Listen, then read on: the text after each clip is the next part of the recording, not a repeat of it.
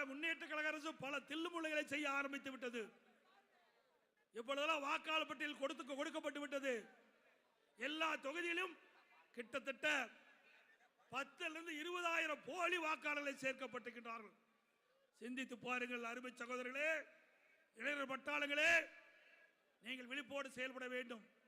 ஒவ்வொரு சட்டமன்ற தொகுதியிலும் 10,000 to 20,000 போலி வாக்காளர்களை சேர்க்கப்பட்டிருக்கிறார்கள்.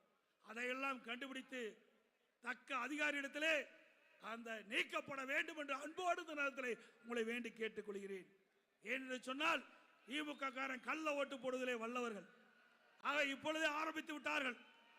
உங்களுக்கு கொடுக்கப்பட்ட வாக்காளர் பட்டியலை அதை புரட்டி பாருங்கள்.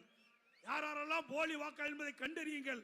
அதை சம்பந்தப்பட்ட அதிகாரியிடத்திலே தகுந்த மனு ஆதாரத்தோடு கொடுத்து அதை நீக்க வேண்டும் என்று அன்போடு இந்த நேரத்தில் கேட்கிறேன்.